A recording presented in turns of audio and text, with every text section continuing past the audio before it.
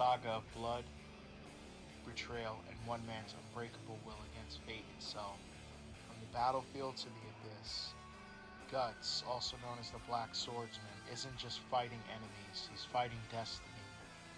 In this video, we'll be breaking down the most brutal fights, soul-shattering betrayals, and unforgettable moments that define Berserk. As a teenager, Guts became a wandering sword for hire, a mercenary with no loyalty to any nation. Battle is the only language he speaks. His massive swords carry weight, his legend is widespread. But there is no purpose, no home, only war.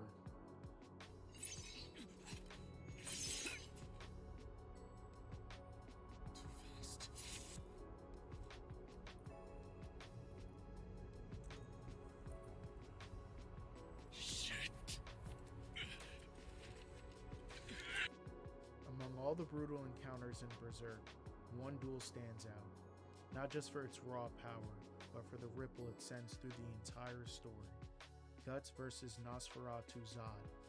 More than a clash of blades, it's a clash of fate itself.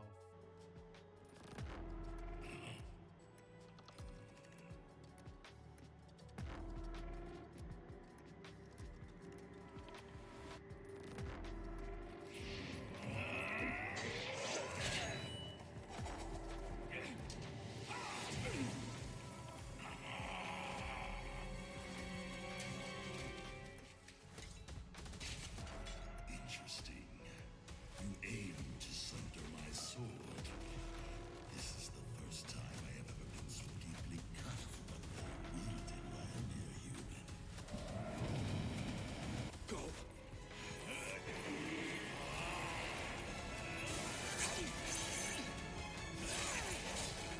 At this point in the fight, the 300-year-old immortal monster overpowers Guts and Griffith. Just before delivering the final blow on Griffith, Zodd notices he is wearing the Behlit, an ancient artifact around his neck said to grant anyone power in exchange for their flesh and blood. Actually, I got it from an old fortune teller when I was just a boy.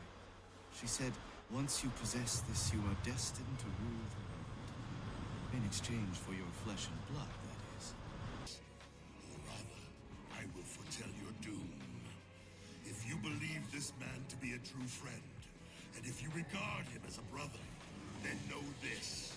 When this man's ambition crumbles, is when you will face your death. A death you can never escape.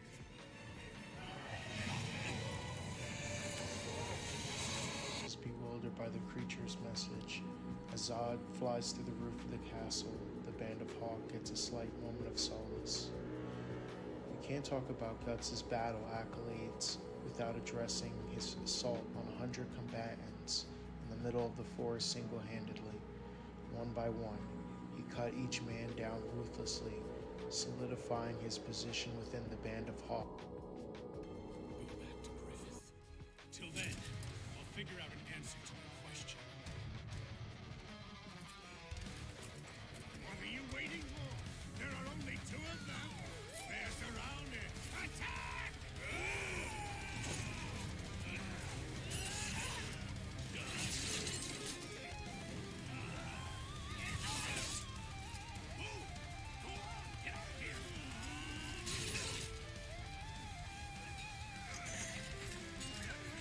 I promise to bring back some reinforcements. Until then, don't die.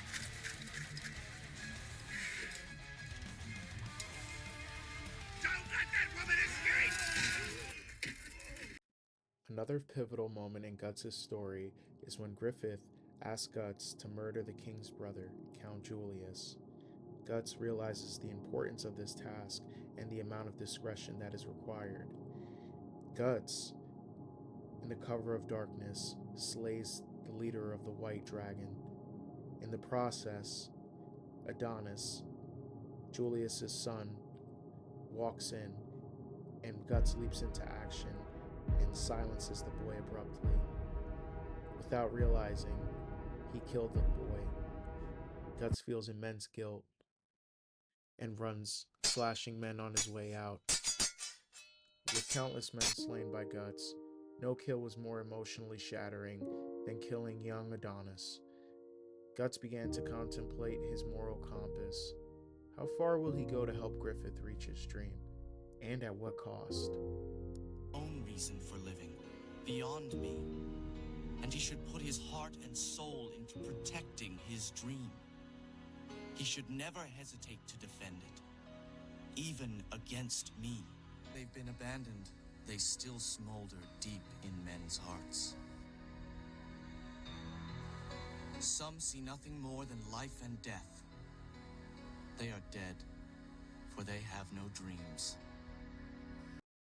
The turning point in the story is when Guts decides to lead the Band of Hawk. Your sword and take your freedom from me. Griffith, please! Would you settle for a smile and a fond farewell? But even if he hates me or considers me a traitor, I must go. It really is just as it was 3 years ago, just as it started.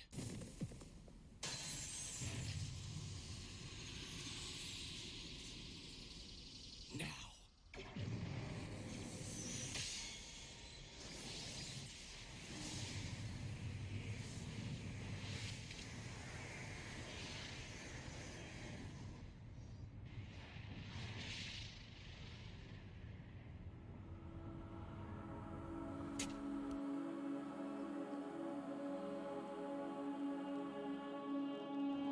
Not long after Guts left the Band of Hawk, Griffith found himself in trouble and is imprisoned for sleeping with the king's daughter.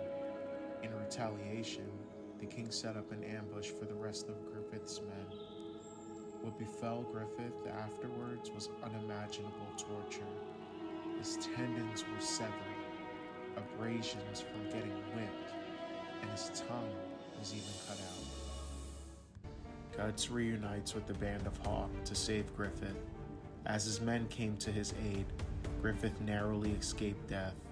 What was assumed loss, the Behlit returns back to Griffith as if it was destined.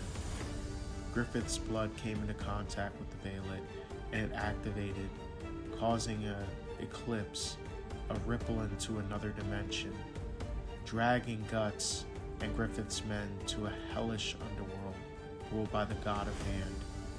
Griffith is given a choice: to sacrifice his comrades in order to receive immense power, something Griffith has longed for ever since he was a boy. He reluctantly accepts. What follows is one of the most unsettling, brutal moments in the story. One by one, all of his men is torn apart and devoured by grotesque monsters. I sacrifice,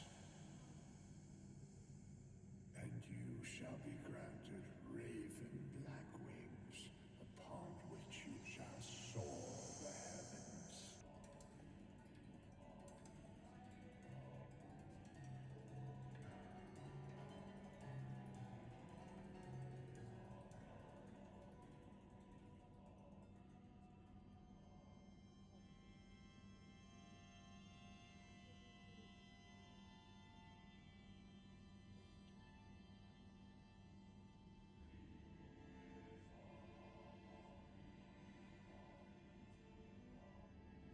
That's right. This is why I will. The mythic warrior, the Skull Knight, saved Guts and Casca. The Skull Knight informs Guts that now he is marked with the brand of sacrifice. As he will never have a moment of peace, he will always be haunted by monsters for the rest of his life.